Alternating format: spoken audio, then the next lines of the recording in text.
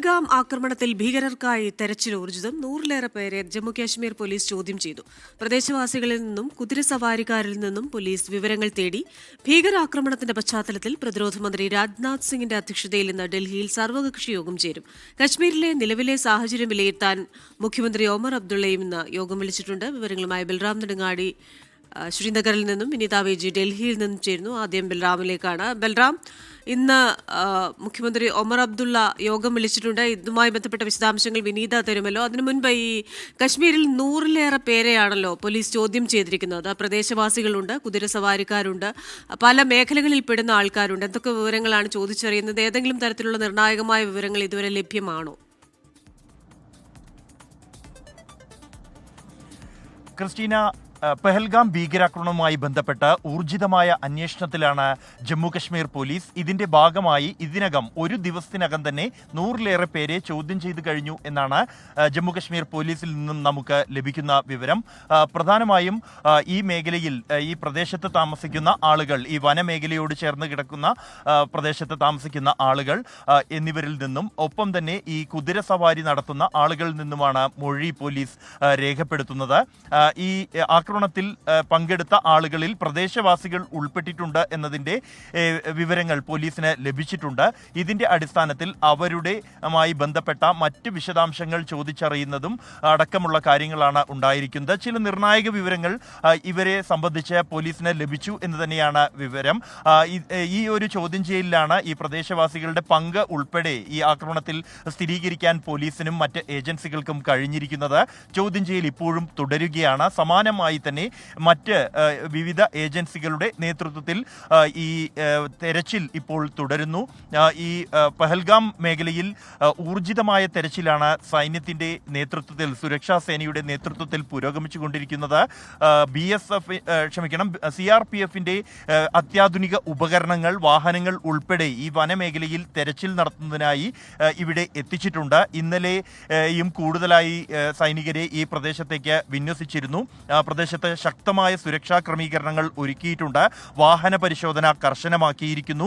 ഇത്തരത്തിൽ കടുത്ത തോതിലുള്ള പരിശോധനകൾ നടത്തി ഈ മേഖലയിലേക്ക് ഓരോരുത്തരെയും പരിശോധിച്ച ശേഷം മാത്രമാണ് കടത്തിവിടുന്നത്. അത്തരത്തിൽ കടുത്ത തോതിലുള്ള നിയന്ത്രണങ്ങൾ ഏർപ്പെടുത്തുന്നതോടൊപ്പം തന്നെ തെരച്ചിൽ ഊർജിതമായി പുരോഗമിക്കുകയാണ്.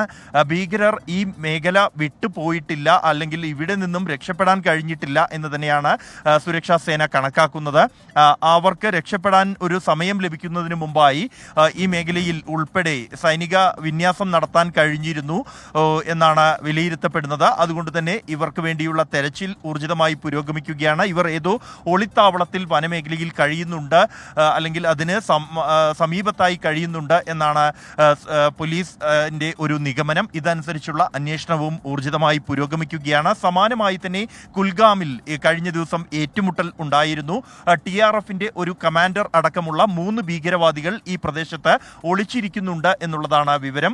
ഈ ഏറ്റുമുട്ടലിന് പിന്നാലെ ഈ മേഖലയിൽ കൂടുതൽ സുരക്ഷാ സൈനികരെ വിന്യസിച്ച് ഇരിക്കുകയാണ്. ഈ TRF കമാൻഡർ അടക്കമുള്ള ഭീകരർ ഒളിഞ്ഞിരിക്കുന്ന ഇടം അത് പൂർണ്ണമായും സുരക്ഷാ സേന വളഞ്ഞിരിക്കുകയാണ്. ഇന്നലെ വൈകിട്ട് ആണ് കൂടുതൽ സൈനികരെ ഈ മേഖലയിൽ വിന്യസിച്ചത്. എന്നാൽ രാത്രിയോടെ ഈ ഓപ്പറേഷൻ നിർത്തിവെച്ചെങ്കിലും സുരക്ഷാ സേന അവിടെ തന്നെ തുടരുകയാണ്.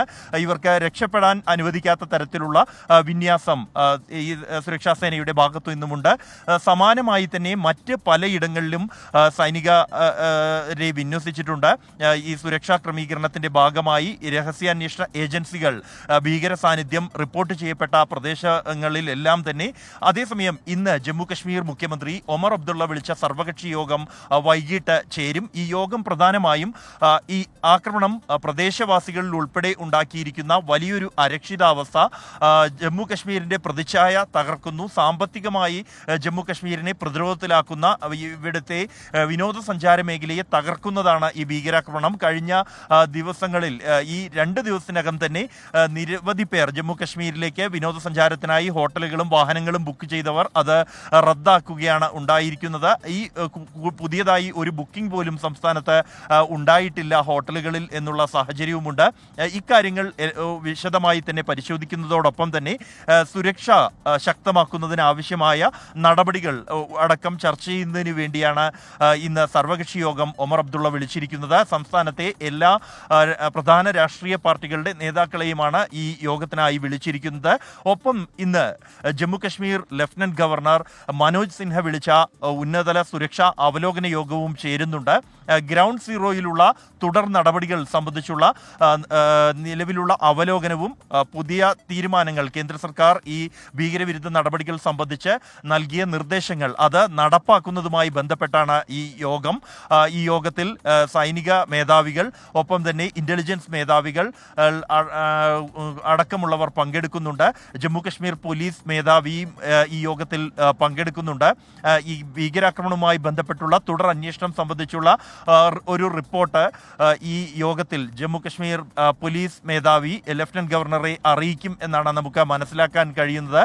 ഭീകരർക്ക് വേണ്ടിയുള്ള അന്വേഷണം ഇപ്പോഴും ഊർജിതമായി തന്നെ പുരോഗമിക്കുന്നു. അതേസമയം ഈ ആക്രമണത്തിന്റെ പശ്ചാത്തലത്തിൽ ജമ്മു കശ്മീരിൽ കുടുങ്ങിക്കിടക്കുന്ന ആളുകൾ അവരെ സുരക്ഷിത കേന്ദ്രങ്ങളിലേക്ക് മാറ്റുന്നതും ഉള്ള നടപടികൾ ഏതാണ്ട് പൂർത്തിയായി എന്നുള്ള വിലയിരുത്തലാണ് ഭരണകൂടത്തിന് ഉള്ളത്. അതേസമയം ഇപ്പോഴും വിനോദസഞ്ചാരികൾ പലയിടത്തും ജമ്മു കശ്മീരിൽ ഉണ്ട്. അവർക്ക് പലരും വരുന്ന ദിവസങ്ങളിൽ ടിക്കറ്റ് ബുക്ക് ചെയ്തവരാണ്. ചിലർ ആശങ്കയോടെ മടങ്ങിപ്പോകാൻ ആഗ്രഹിക്കുന്നുണ്ട്. അവർക്ക് ആവശ്യമായ വിമാന സൗകര്യം ഒരുക്കുന്നതിനായി കൂടുതൽ സർവീസുകൾ ഉൾപ്പെടെ ക്രമീകരിക്കുന്നതിനുള്ള നിർദ്ദേശങ്ങൾ കേന്ദ്ര സർക്കാരിന്റെ ഭാഗത്തു നിന്നും ഉണ്ടായിട്ടുണ്ട്. കൂടുതൽ വിമാനങ്ങളുടെ തീരുമാനം ഉടൻ തന്നെ ഉണ്ടാകുമെന്നാണ് പ്രതീക്ഷിക്കുന്നത്. മലയാളികളടക്കമുള്ള നിരവധി ടൂറിസ്റ്റുകൾ വിനീതയിലേക്ക് കൂടെ പോയാൽ